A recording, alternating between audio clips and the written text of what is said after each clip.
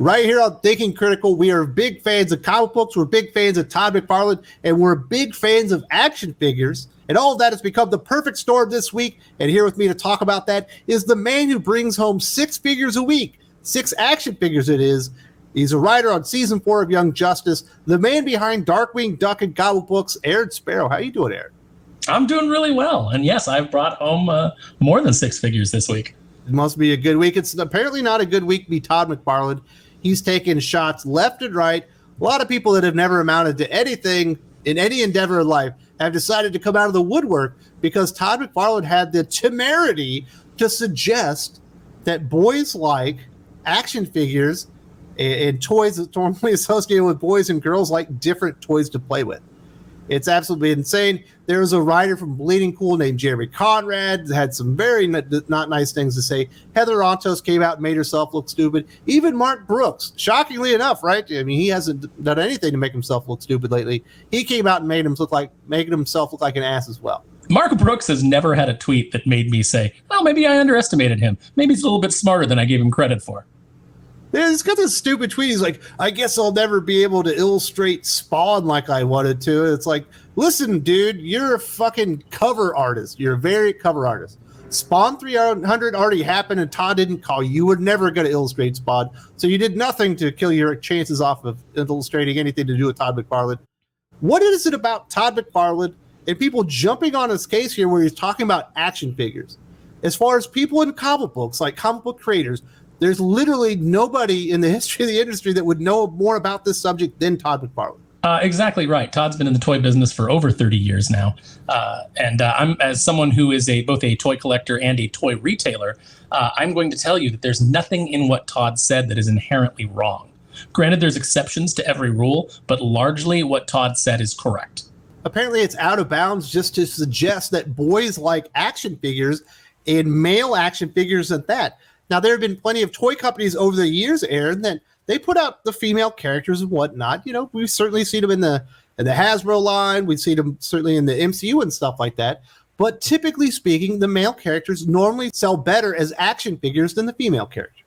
Absolutely right. Even in something like Star Wars, boys typically will not buy Princess Leia unless she is, her in the white dress from the first movie, not popular amongst boys. Her even in like the Hoth gear from the second movie, not really that popular. The only time that she kind of transcends that is when she's in the bounty hunter disguise.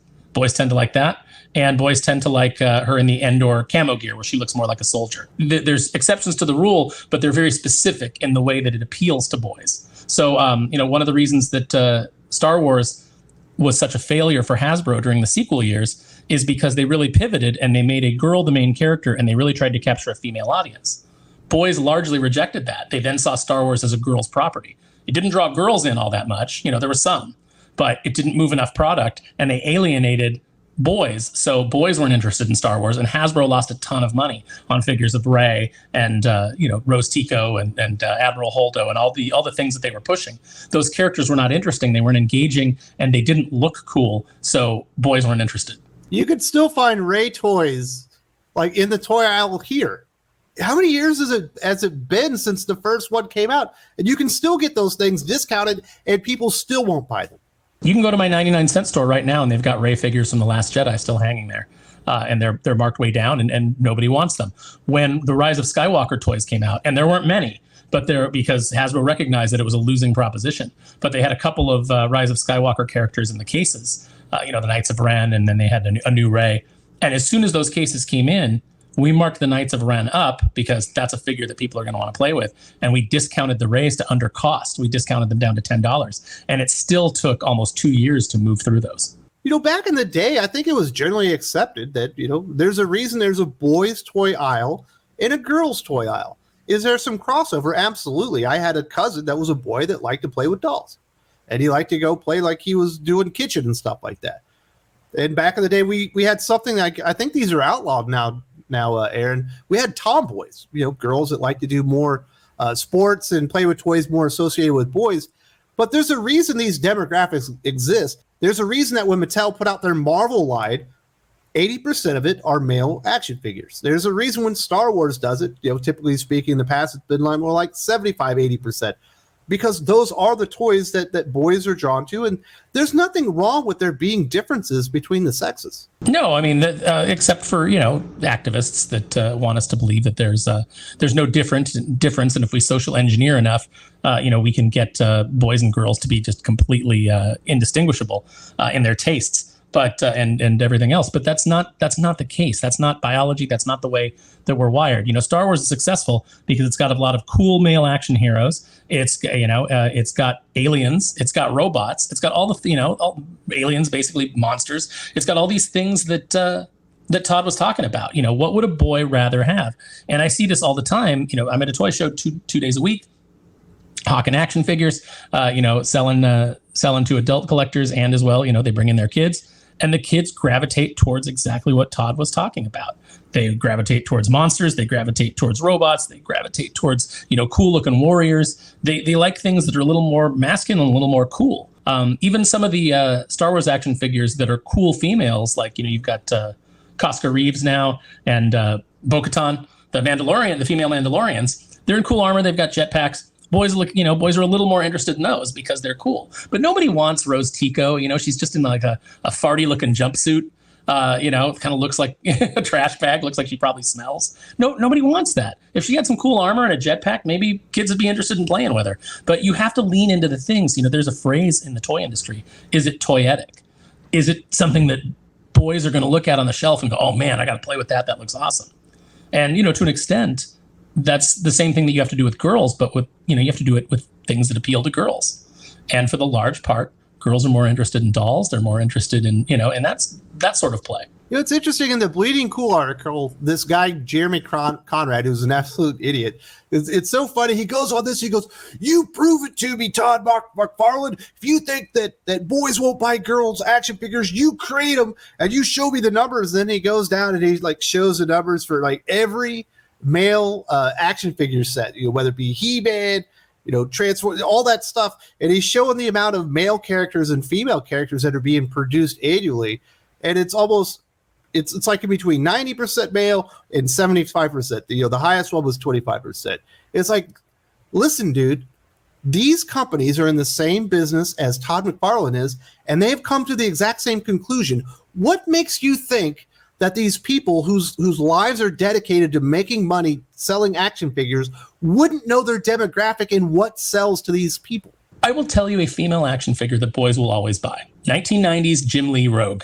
Boys will always buy that figure. It's the most iconic version of Rogue. It's the one that everybody knows. There's kids today that are still watching, on Disney Plus. They're watching the X-Men animated series. It still resonates with them. They love that character. You put her in another costume, they're less interested. They did a 2-pack where she's like in the green and white with Pyro. And even though it comes with Pyro, boys are less interested because it's not that iconic look.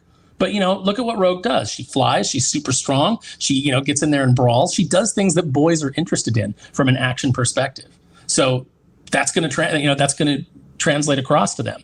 But, you have more characters that, like an Admiral Holdo. What does she do except stand around in an evening gown and nearly get everybody killed? What boy wants to play with that? Inside of, a mutiny on the ship, which could, kill everybody. But yeah, for someone like Heather Antos to come out and criticize Todd McFarlane and attack him for, he was clearly being tongue-in-cheek with the way that he expressed himself. It was clearly a joke. He was creating like a story and a scenario, saying that when you talk about this, you're talking about the criticism that he said, if you give a boy a girl's toy, he'll become a serial killer. Yeah, he made a joke that serial killers come from somewhere. And it was the idea that, you're giving this boy this girl action figure instead of a monster or a werewolf or, some kind of alien or, a robot, things that appeal to them more. It was very tongue in cheek. You could tell that he was kidding. But of course, you're not allowed to joke anymore, not with these lunatics. So it was just interesting to me that Heather Antos, who has never been in the toy industry to my knowledge and has never been really successful in any of the industries that she's been in, possibly fired from Marvel as far as we know, then, was all about esports gaming, put out a press release about how that was always her dream. And then lasted a year in that before going on to Tank Valiant and then go to IDW just before they imploded. I don't know that she's in a position to tell Todd McFarlane, who's been in the toy industry for 30 years, what the demographics of his audience are. the outcry and the controversy itself is just so stupid. I talked about yesterday about, we have no common sense. There's no common ground to be had because the divide between people gets further and further. And something like this, he's speaking truth. As a father of 3 boys, my boys are interested in things that more typically are associated with boys. Obviously, there are some girls' properties that they will watch. Peppa Pig comes up every once in a while. My 2-year-old will watch it or whatnot. But there's nothing wrong with acknowledging the things that are actually real out there. But people act like it's this big travesty. It's blasphemy to ever even insinuate that boys might typically like different toys than girls. Have we gone so far afield, Aaron Sparrow? Are we so insane right now we can't even acknowledge what is clearly in front of our faces? I don't know. It's just absolutely ridiculous. Let your kids play with what they're interested in. Don't try and social engineer them. Let them lean into the things that they like and let them be themselves. Stop trying to score points by making them something that they're not. Just let kids be interested in what they're interested in. And a lot of the people that seem to chime in here is like they have no interest in kids at any other time in their lives. But as soon as they feel like they can have a say in what other kids are doing, or they can go in and get something over on the Todd father, as if Todd McFarlane was ever going to care what they thought about this stuff. But I don't get it. Todd McFarlane seems like a pretty straight shooter. There have been a few instances in the past where I think he was probably in the wrong. But I will say when it comes to toy knowledge and knowing the market for action figures, specifically associated with comic book characters, I don't think there's probably anybody in the world that knows more than Todd McFarlane, except for maybe a couple people at Mattel. I don't even know Mattel anymore. Mattel's a sinking ship. I'd say, Hasbro's probably got the edge there. But yeah, no, Todd knows a lot. I mean, I'm not saying that Todd is always right. I think there's some missteps that Todd makes. One mistake that he always makes is trying to create his own scale. He did it with like The Walking Dead. He went with like a 5-inch action figure and nobody else was doing those. And now with DC Multiverse, he's doing like a 7-inch action figure when the industry standard is 6 inches. So, you're losing a lot of sales there because a lot of collectors, they want their figures to be uniform. They want to use their figures together, display them together. They want to have Superman fight Captain America. So, Todd's not always right. But in this instance, when he's talking about demographics and he's talking what his customers are into, he's definitely right. You can sell a character like Angela because she's a badass warrior. That will appeal to certain boys. But for the most part, things need to be action oriented, and boys like monsters and ghouls and things that are gross, and that's just who they are. Well, you mentioned something else that we certainly need to acknowledge here at the end. A lot of the McFarlane toy line aren't going to be sold to kids. They're actually going to be sold to adults that have been lifelong fans of the characters and the universes that the action figures are going to be created in. So a lot of times you're even talking about grown boys and grown girls that are going to be interested in this. Men are going to be interested in things that they grew up with their childhood. Women are going to be interested in things that they grew up in their childhood. And a lot of times there's not going to be a lot of crossover there. No, you're absolutely right. And, then you've got your casual collectors that are going to collect iconic looking Batman figures, and Superman, and, they'll grab those characters. They're not going to buy one figure that sold absolutely terrible is that Last Night on Earth Batman. It's the more Todd leans into kind of the recent comic book figures, the worse that they tend to sell worse because nobody read those stories, at least not to any great degree. So, what really works is like the iconic presentations of these characters. Those are the ones that really sell out and sell well. So, like I said, there are some missteps, but, collectors like me, I buy everything. I buy the male action figures. I buy the female action figures. I'm interested in completing like a universe, a roster. Give me a whole team.